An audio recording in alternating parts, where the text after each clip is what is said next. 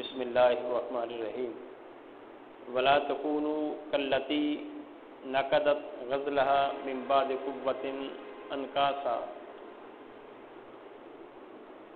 صدق اللہ العظیم وصدق رسولہ النبی الکریم الامین بلغ العلا بکمالہ کشف الدجی بجمالہ حسنت جمیع خصالہ صلوا علیہ وآلہ الصلاۃ والسلام علیک یا سیدی یا رسول اللہ وعلی آلک وصحابک یا حبیب اللہ۔ حمد و ثنا کے بعد اس رب العزت کا شکر ادا کرتے ہیں کہ جس خالق کائنات نے ہمیں اپنے حبیب صلی اللہ علیہ وآلہ وسلم کی غلامی میں پیدا فرمایا۔ ماہ رمضان المبارک کے بعد یہ پہلا جمعۃ المبارک ہے، اور آج کی اس گفتگو میں جو ہمارا موضوع ہے وہ یہ ہے کہ رمضان کے بعد ہم نے زندگی کیسے گزارنی ہے، رمضان کی اثرات کیا ہے ہماری زندگی میں۔ میں بات کا آغاز کرنے سے پہلے ایک بہت خوبصورت جملہ ہے کسی کا،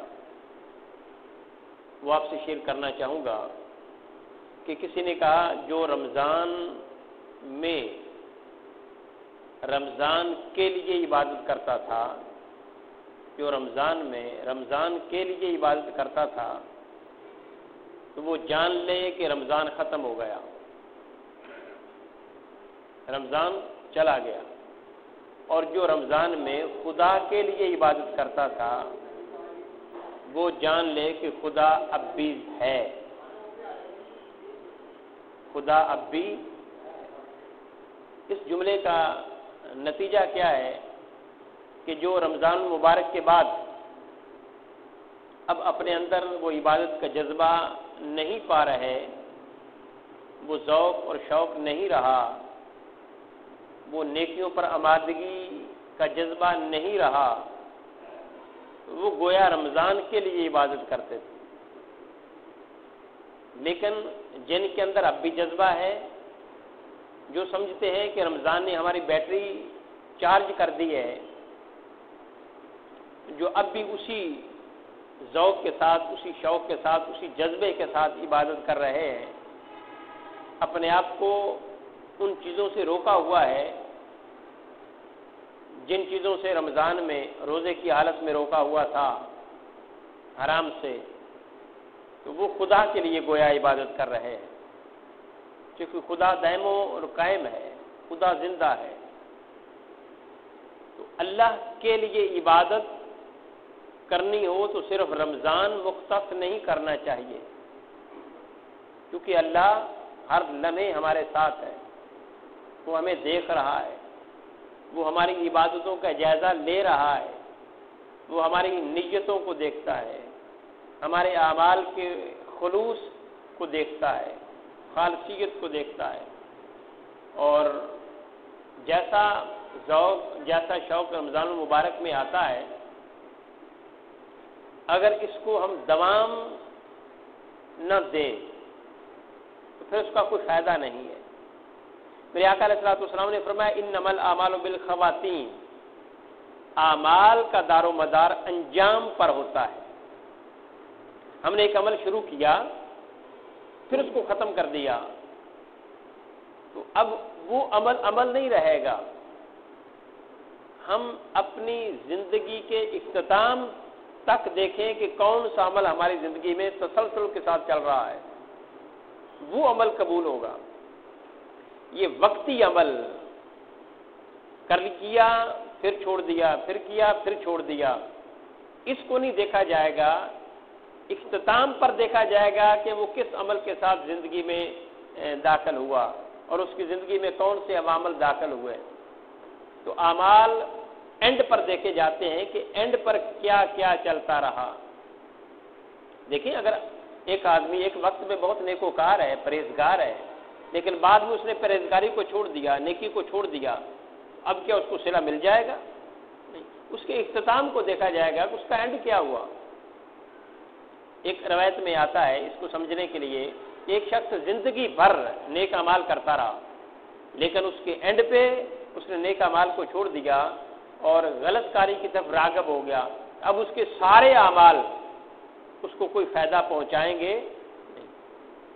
لیکن ایک شخص اگر پہلے وہ غلطیاں کرتا رہا، اس سے کوتاہیاں ہوتی رہیں، اس سے غفلتیں ہوتی رہیں، اور زندگی کے اختتام پر بھی اس نے اپنے آپ کو سنبھال لیا، خدا کی بارگاہ میں تائب ہو گیا، اپنے کیے ہوئے گناہوں کی معافی مانگ لی، اللہ جل مجدہ سے کمٹمنٹ کر لی کہ مولا جو ہو چکا اس کو معاف کر دے، آئندہ نہیں کروں گا، اس کمٹمنٹ پر اب وہ قائم رہا مرتے دم تک، اب ممکن ہے اللہ اس کی بخشش فرما دے، کیونکہ اس نے وعدہ کر لیا ہے کہ مولا اب نہیں کروں گا۔ لیکن اگر ایسا ہوا کہ ایک دفعہ توبہ کر لی، کمٹمنٹ کر لی، پھر کر لیا، اور کمٹمنٹ بھی اس نیت سے کی تھی کہ چلیں پھر کر لیں گے، جب گناہ کریں گے تو پھر معافی مانگ لیں، یعنی معافی کی امید پر گناہ کرنے والا بہت خطرناک ہے۔ یہ وہ گناہ اس لیے کرتا ہے کہ کوئی بات نہیں، میں معافی مانگ لوں گا۔ تو رمضان المبارک میں جو ہم نے نیک اعمال کیے اور نیکی کا جو جذبہ تھا، اگر اب وہ جاری و ساری نہیں ہے، اب وہ ختم ہو گیا ہے، تو اس کا انجام قرآن مجید میں بیان کر دیا۔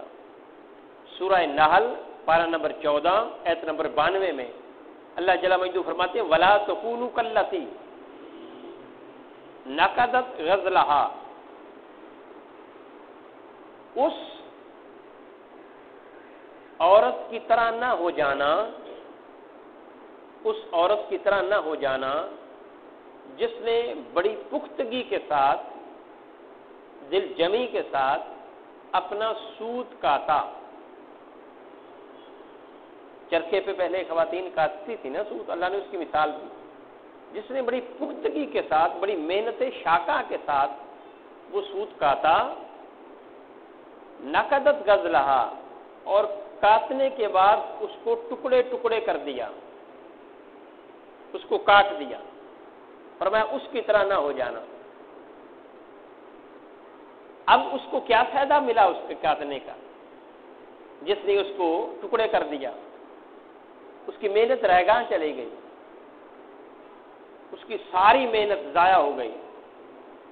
اب ہم اگر نیکیوں کا جذبہ ایک وقت میں اپنے اندر پیدا کر لیتے ہیں، رمضان کی وجہ سے ہی صحیح، اور اس کے بعد رمضان گزرنے کے ساتھ ہی وہ جذبہ بھی گیا، وہ نیکیاں بھی گئیں، وہ نمازیں بھی گئیں، وہ تہجد کے وقت بھی گزرے، وہ صدقہ و خیرات کرتے تھے وہ بھی ختم ہو گیا، وہ جھوٹ بولنے پہ بین لگایا تھا ہم نے، اب وہ بین بھی اٹھ گیا، کسی کو دھوکہ دینے پر پابندی لگائی تھی کہ ہم نے اپنے اوپر کے نہیں دینا، وہ پابندی بھی ختم ہو گئی۔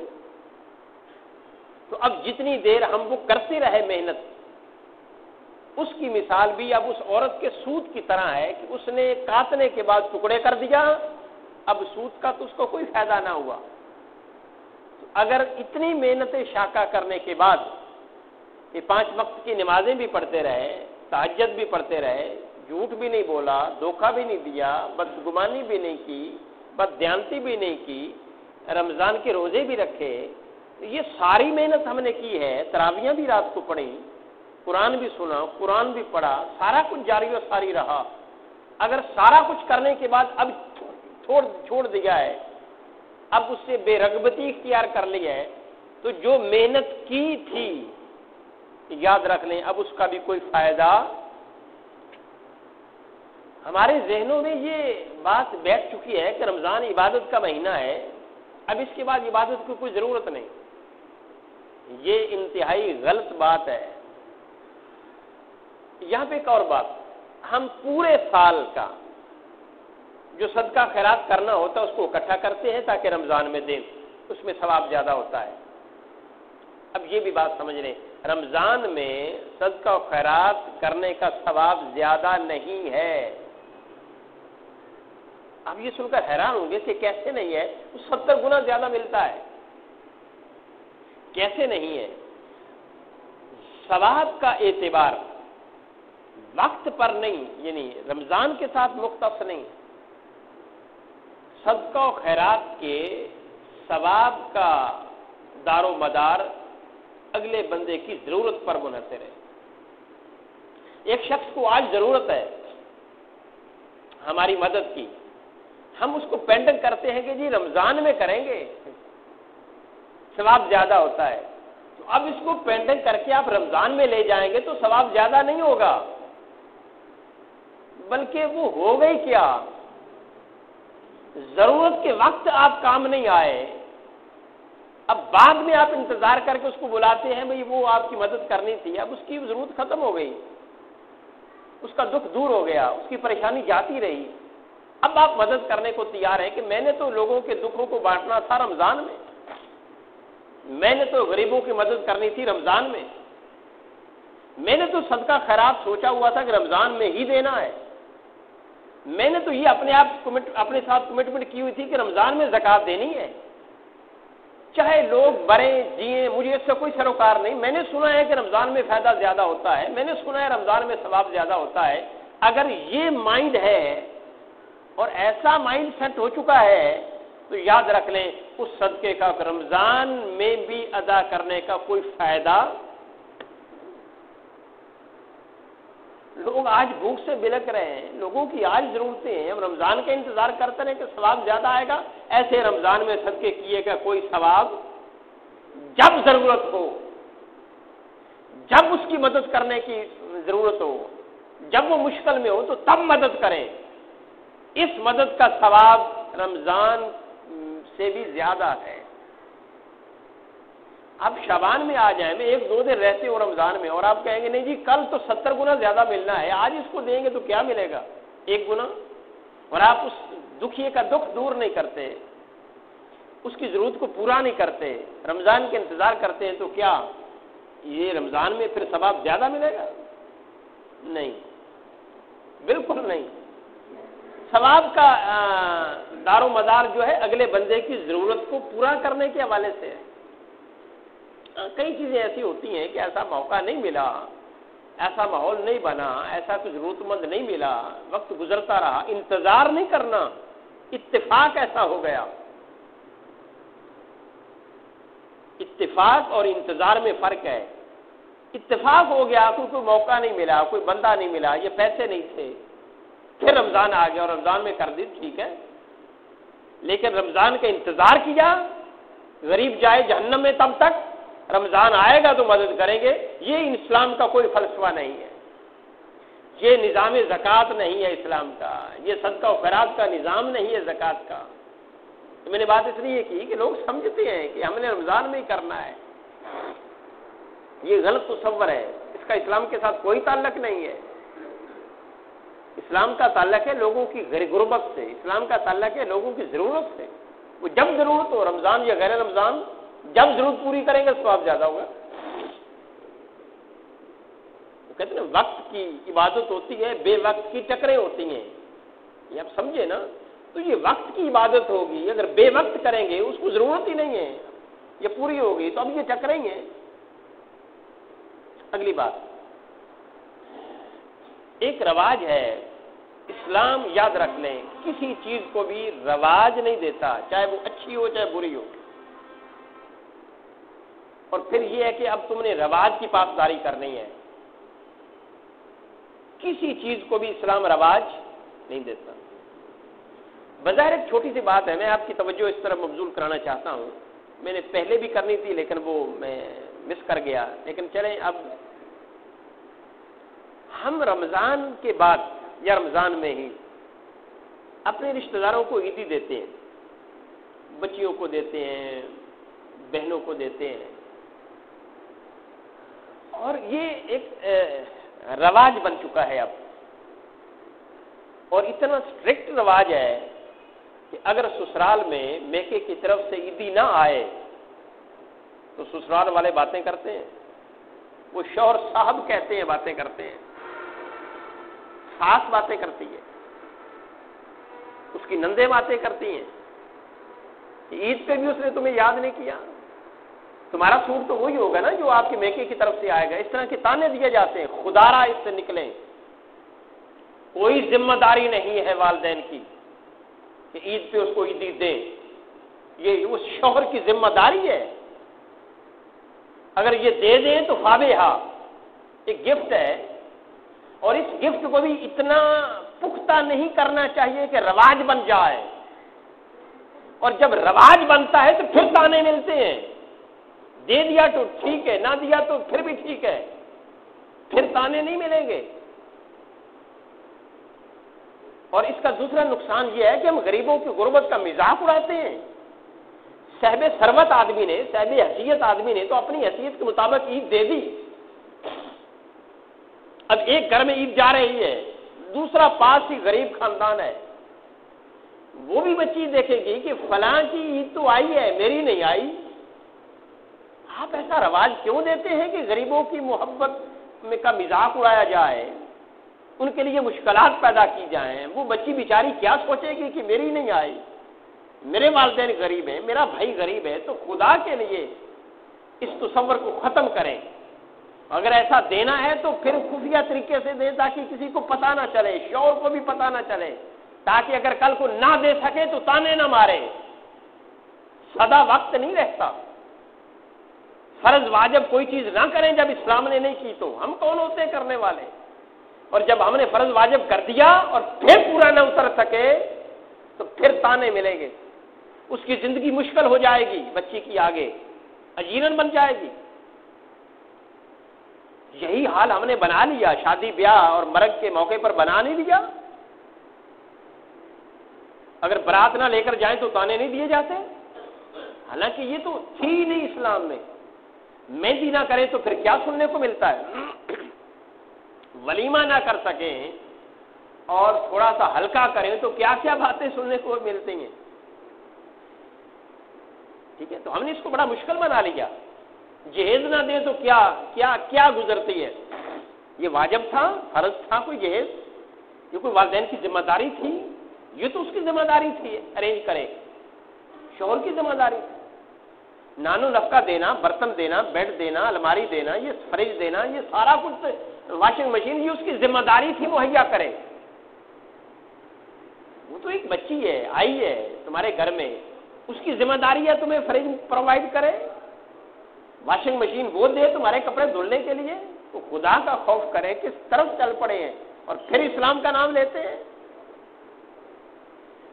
اسلام کی تعلیمات کو رواج بنایا جائے، نہ کہ معاشرتی رواج کو رکھا جائے. مرگ پہ کیا ہوتا ہے؟ اب ثواب کے لیے ایمان سے کہو، اب ثواب رہ گیا ہے.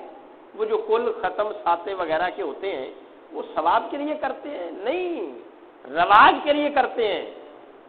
برادری الٹا نہ لٹکا دے، بوڑھا مر گیا ہے تو کھا ڈھا کے مرا ہے، یہ جملہ تو پھر اس نے کیا کیا اس کے ساتے پہ، یہ باتیں نہیں سننے کو ملتی. وہ کھانا ناقص ہو تو پھر بھی یہ باتیں ہوتی ہیں، اور نہ ہو سرے سے تو پھر کیا کرے گا. تو یہ ثواب رہنے دیا. ثواب کے لیے اگر کرنا تھا تو پھر اس برادری کو بلانے کی کیا ضرورت ہے؟ رشتہ داروں کو بلانے کی کیا ضرورت ہے؟ 100-200 غریب اکٹھا کرو، ان کو کھانا کھلاؤ، یہ ثواب ہے. یہ رشتہ داروں کو، دوست احباب کو، یہ برادری کے لوگوں کو اکٹھا کر کے ختم دلانا، یہ کیا بات ہے؟ ختم کوئی 200 بندے کو روٹی کھلا کر دیں تو پھر ہوتا ہے کیا؟ وہ تو کوئی بھی نہ آیا، اکیلے بیٹھ جائیں تو پھر بھی ہو جائے گا. سامنے کھانا رکھ کے ختم ہوتا ہے؟ نہیں. یہ جو کھانا رکھ کے ختم دینے کا تصور ہے وہ اصل یہ ہے کہ آپ نے غریبوں کو بلایا، آپ نے ان کو بٹھایا، آپ نے دعا کی اور ان کو کھانا کھلا دیا. اتفاق سے وہ کھانا پڑا تھا، اتفاق سے، انتظامی حوالے سے نہیں. ورنہ تو پھر یہ بات طے ہوگی نا کہ اگر ختم ہی نہیں ہوگا جب تک سامنے دودھ کا گلاس نہ رکھا جائے. تو اب ہوتا ہے اب تو کہتے ہیں جی ختم، ابھی قاری صاحب رکیے گا، ختم نہیں پڑیے گا، وہ گلاس آ جائے دودھ کا ورنہ ختم نہیں ہوگا۔ بھئی یہ کس نے کہا ہے ختم نہیں ہوگا؟ یہ جب تک 4-5 قسم کا فروٹ نہ آ جائے ختم نہیں ہوتا، یہ کس نے کہا ہے؟ کسی مولوی صاحب نے کہہ دیا ہو، اس نے اپنے کھانے پینے کے لیے اس نے بھی انتظام کروا لیا ہو یا کر لیا ہو تو یہ الگ بات ہے، اسلام نے نہیں کہا، اسلام نے نہیں کہا، اسلام بین نہیں لگاتا کہ اگر آپ غریب آدمی آپ کے سامنے 4-5 کھانے نہیں ہیں تو ختم ہی نہیں ہوگا۔ ہاں، غریبوں کو بلائیں، 100-200 بندے کو آپ بلا لیں، ان کو کھانا کھلائیں اور اجتماعی دعا کر دیں، اصالِ ثواب کر دیں، یہ ختم پڑھ دیں، ٹھیک ہے، کوئی حرج نہیں، ثواب ہے، مستحب ہے۔ لیکن وہاں غریب تو پھٹکنے نہیں دیتے ہم، وہاں تو چودھری لوگ آتے ہیں نا۔ اب تو رواج بن گیا کسی سرمایہ دار شخصیت کو بلایا جائے، کسی وڈیرے کو بلایا جائے، اس کی سیلفیاں لی جائیں، فیس بک پہ ڈالا جائے کہ میری والدہ کے ختم پر فلاں ایم پی آیا تھا، فلاں ذمہ دار آیا تھا، فلاں جگیردار آیا تھا، سرمایہ دار آیا تھا، ملک آنر آیا تھا۔ ہم نے اس کو نمائش بنا دیا، اب ثواب رہے گا؟ خدا را ان چکروں سے نکلیں، اپنی زندگی کو کیوں مشکل بنا رہے ہیں؟ کیوں تکلفات میں پڑ گئے؟ کیوں نمائش میں چلے گئے؟ تو اس کا اسلام کے ساتھ ان چیزوں کا کوئی تعلق نہیں ہے۔ نہ عیدی کو رواج بنایا جائے، نہ بارات، ولیمہ اور مہندی کو رواج بنایا جائے۔ برات ولیمہ بھی سنت ہے نا، قرض لے کر کریں تو پھر سنت بھی نہیں رہتا۔ اور جیسے آج کل ولیمہ کیا جاتا ہے، یہ سنت کی روح بھی تڑپتی ہوگی، یہ سنت ہے؟ یہ ولیمہ سنت ہے؟ پیسے لے کر کھانا کھلانا یہ سنت ہے؟ بولے میں پیسے لے کر لوگوں کو اپنے بیٹے یا اپنی شادی پہ کھانا کھلانا یہ سنت ہے؟ کسی مولوی سے مسئلہ پوچھے تو صحیح،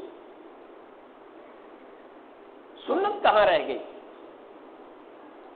سنت کا اس کے ساتھ دور کا بھی واسطہ نہیں ہے، اس طریقے کے ساتھ۔ اور قرض لے کر ولیمہ کرنا یہ بھی سنت کے خلاف ہے، سنت نہیں خلاف ہے، سنت ہے۔ آقا علیہ الصلوۃ والسلام نے تو اپنے ولیمے کھجور سے بھی کیے ہیں، جوس سے بھی کیے ہیں، دودھ سے بھی، ستو سے بھی اور گوشت سے بھی۔ اب کوئی مشروب کے ساتھ ولیمہ کر کے دکھائے تو صحیح، اس کو اڑا کے نہ رکھ دیں اور وہ کہے بھئی یہ سنت ہے۔ لوگ کہیں گے یہ سنت تھوڑا ہی ہے بھئی، ہم تو بھوکے مر رہے ہیں۔ آپ سنت کی دعائیاں دیتے رہیں، لوگ نہیں مانیں گے، مانیں گے؟ اب لوگوں کو بلائیں اور ان کو مشروب پلائیں اور فارغ کریں، وہاں کیا عشر ہوگا؟ وہاں تو کربلا بپا ہو جائے گا۔ اپنی زندگی کو ہم نے خود مشکل بنا لیا ہے اسلام کی تعلیمات سے دور ہو کے۔ اسلام کسی کو مشکل میں نہیں ڈالتا، ہم نے خود مشکل میں ڈالا ہے۔ یہ 3-4 رسمیں نکال دیں، آپ کی پوری زندگی بڑی خوشحالی کے ساتھ گزرے گی، پوری۔ جب بچے 12-13 سال کی عمر میں آتے ہیں تو والدین کو تو وہ لالے پڑ جاتے ہیں جان کے کہ اب ان کی شادیاں کرنی ہیں، اور اگر بوڑھا قریب المرگ ہو تو پھر بھی وہ پریشان ہو جاتی ہے اولاد کہ اب کیا کیا کریں گے، انتظامات پہلے سے کر لیے جائیں، کر لیتے ہیں لوگ، بڑا کرنا ہے، ہم نے کیوں مشکل بنا دیا زندگی کو؟ تو رمضان المبارک ہمیں یہ درس دینے آیا تھا کہ اپنے کردار کو بدلو، اپنے اندر تقویٰ پیدا کرو، اپنے احوال کو بدلو، اخلاق کو بدلو، اپنے گناہ بخشواؤ، اللہ جل مجدہ کی بارگاہ سے یہ کمٹمنٹ کرو کہ مولا جو پہلے ہو چکا نہیں ہوگا، اب نہیں ہوگا، اور اگر رمضان کے بعد پھر وہ جاری و ساری رہنا ہے، پھر رمضان کا مہینہ ہم نے ضائع کر دیا۔ میرے آقا علیہ الصلوۃ والسلام ممبر پر چڑھ رہے تھے، پہلی سیڑھی پر بھی قدم رکھا تو آمین فرمایا، دوسری پر بھی قدم رکھا تو آمین فرمایا، تیسری پر بھی قدم رکھا تو آمین فرمایا۔ صحابہ نے پوچھا یا رسول اللہ آج آمین 3 بار آپ نے فرمایا، اس کی وجہ کیا؟ میرے آقا نے فرمایا جب پہلی پر قدم رکھا تھا تو جبریل آئے تھے، دعا کر رہے تھے کہ باری تعالیٰ وہ تباہ و برباد کر دی اس شخص کو کہ جس کے سامنے تیرے نبی کا نام لیا جائے اور پھر بھی درود نہ پڑے؟ تو میں نے کہا آمین۔ یہاں پہ ایک مسئلہ ذہن نشین کر لیں کہ نبی مکرم کا جب بھی ہم نام لیتے ہیں، کہیں آپ سنتے ہیں، اس وقت صلی اللہ علیہ وسلم کہنا چاہیے، صرف نام لینے والے کو نہیں، نام سننے والے کو۔ یہ حدیث ایسے ہی نا، جس کے سامنے تیرا نام لیا جائے وہ پھر درود نہ پڑے، وہ تباہ و برباد ہو جائے۔ یہ ہمارے اندر رواج نہیں ہے کہ ہم نام لیں اور سامنے والا اس پہ رد عمل دے درود پاک پڑھ کے۔ ہم کہتے ہیں کہ جو نام لے رہا ہے اس پر ہی لازم ہے صلی اللہ علیہ وسلم کہنا، نہیں، سننے والے پہ بھی لازم ہے۔ یہ تو اسپیشلی حدیث اس کے لیے حوالے سے ہے، تو تباہ و برباد ہو جائے۔ تو جبریل دعا مانگ رہے ہیں، تاجدار کائنات آمین کہہ رہے ہیں، اب کوئی عدم قبولیت ہو سکتا ہے اس پر؟ اور دوسری سیڑھی پر قدم رکھا تھا تو کہا تھا کہ جس نے اپنے والدین کو بڑھاپے میں پایا اور پھر جنت نہ کما سکا، وہ بھی تباہ و برباد ہو جائے۔ ان کی خدمت کر کے، ان کی تیمارداری کر کے، ان کی عیادت کر کے، ان کو خوش کر کے، ان کی ضرورتیں پوری کر کے، ان کو میڈیسن دے کر، اگر اپنے یہ جنت نہیں کما سکا، یہ جنت تھی اور اس نے جنت کو ضائع کر دیا، حضور نے فرمایا وہ تباہ و برباد ہو جائے۔ اور جب تیسری سیڑھی پر قدم رکھا تو جبریل نے کہا کہ جس نے رمضان پایا اور اپنے گناہوں کی بخشش کا معاہدہ نہیں کر سکا، وہ بھی تباہ و برباد ہو جائے۔ میں نے کہا آمین۔ اب رمضان آیا، ہم نے اپنے معمولات کو بدلا۔ پہلے دن مسجد میں کوئی نہیں تھا، جب رمضان کا چاند آیا تو مسجد بھر گئی۔ جس خدا کے لیے عبادت کر رہے ہیں وہ 29ویں شعبان کو نہیں تھا، بولے وہ یکم رمضان کو خدا بن گیا۔ اور 29ویں شب کو جو تھے، کیا عبادت فرض نہیں تھی جو یکم رمضان کو فرض ہو گئی؟ کیا ڈھونگ ہے رچا رکھا ہم نے، یہ ایسا کیوں ہے؟ یہ کیوں منافقت ہے؟ اور پھر جو ہی رمضان گیا، وہی معمولات جو 29ویں شب کے موقع پر تھے وہی نظر آ گئے۔ اقبال صاحب امام مسجد ہے، سر کیا وہ نہیں ہے؟ وہی پوزیشن نہیں ہے اب نمازیوں کی؟ اقبال صاحب وہی ہے نا، کہ اس سے بھی کم ہو گئی ہے جو رمضان سے پہلے تھی؟ ہاں شکر ہے، ہم نے اپنے آپ کو بدلا نہیں، اس پر شکر ادا کرنا چاہیے نا ہمیں، کہ ہم ویسے کے ویسے ہی ہیں، رمضان میں کوئی تبدیلی نہیں کر لا سکے اپنے اندر، اس پہ خوش ہونا چاہیے نا ہمیں۔ تو اس رمضان کو اگر یہ پوزیشن ہے کہ رمضان کے گزرنے کے بعد ہمارے اندر وہ جذبہ ختم ہو چکا، کردار اسی ڈگر پہ آ گیا، اخلاق وہی بن گیا، پھر ہم نے رمضان کو ضائع کر دیا۔ کس رمضان کے دوبارہ آنے کی ہم توقع کر رہے ہیں کہ آئیں گے تو برکتیں ہوں گی؟ یہ پھر برکت نہیں ہوتی، یہ زوال کا باعث بنتا ہے، یاد رکھ لیں، یہ تباہی کا باعث بنتا ہے۔ وہ مہینہ برکتوں والا نہیں رہتا جس کے گزارنے کے بعد رمضان سے پہلے والے حالات پہ ہم نے آ جانا ہے۔ وہ رمضان برکتوں والا نہیں ہے، وہ تباہی کا سبب بن رہا ہے۔ تو ہم اپنے رمضان کو تباہی کا سبب کیوں بنائیں؟ ہم نے جو وعدہ کیا تھا اللہ سے اس کا ایفا کیوں نہ کریں؟ جو کمٹمنٹ کی تھی اس کو پورا کیوں نہ کریں؟ اور بہت سی باتیں کرنے والی تھیں لیکن وقت ہو چکا۔ رمضان کا ایک تحفہ ہے، جو بھی لوگ آتے ہیں گھر میں تحفہ لے کر آتے ہیں، اکثر رمضان بھی تحفہ لے کر آیا ہے۔ کون سا ہے؟ یہ قرآن پاک۔ رمضان کا یہ تحفہ قرآن پاک ہے۔ اب رمضان کے بعد بھی اس کے ساتھ ہم نے تعلق رکھنا ہے، اس کی تعلیمات لینی ہے، اس کو سمجھنا ہے۔ یہ کیا کہتا ہے؟ رمضان آیا تھا، رمضان میں قرآن آیا تھا، یہ کہتا کیا ہے؟ یہ کیوں آیا تھا؟ اس میں کیا کہا گیا ہے؟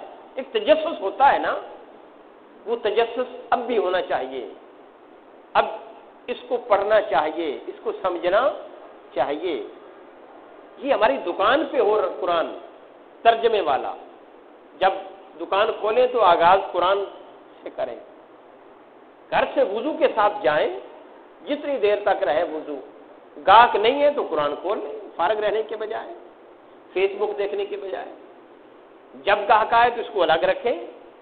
اب جب اس کو پڑھ رہے ہوں گے تو اب وہ دکاندار اس گاہک کے ساتھ فراڈ نہیں کرے گا، اور اگر دیانتداری سے سودا بیچے تو اس پر شکر ادا کرے اللہ کا کہ باری تعالیٰ تیرا شکر ہے، تو نے مجھے توفیق دی رزق حلال کمانے کی۔ زور کی نماز پڑھے، پھر وضو ہو گیا، اثر تک برقرار رکھے۔ جب گاہک نہیں ہے تو اس کو جاری و ساری رکھے۔ یہی دفاتر میں مسئلہ، گھر میں بھی ہے تو ایسا ہی رہے، یہ ماحول بنے۔ تو جب بھی قرآن پڑھیں اس کو سمجھ کے پڑھیں، تھوڑا پڑھیں لیکن سمجھیں، اور جو پیغام اللہ دے، اللہ جو آرڈر دے اس پہ عمل کرنے کی کوشش کریں۔ تو ہمارے ایک دوست ہیں محترم شفیق صاحب، میں نے اس سے قرآن پاک منگائے ہیں آج اسپیشلی فون کر کے۔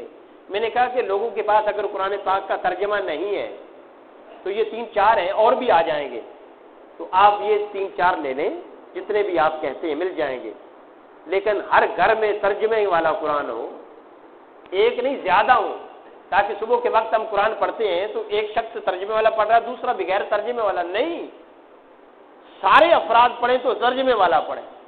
یہ والا ہے قرآن پاک، یہ ڈاکٹر طاہر القادری صاحب۔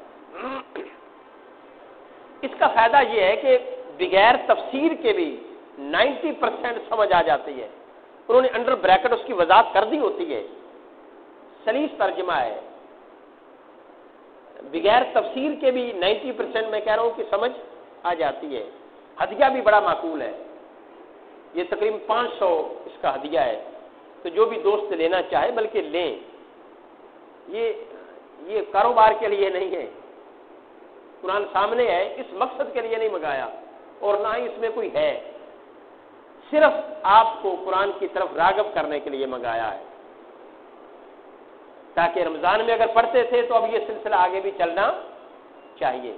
تو یہ اقبال صاحب کے پاس ہوں گے تو یہ آپ ان سے رابطہ کیجیے گا۔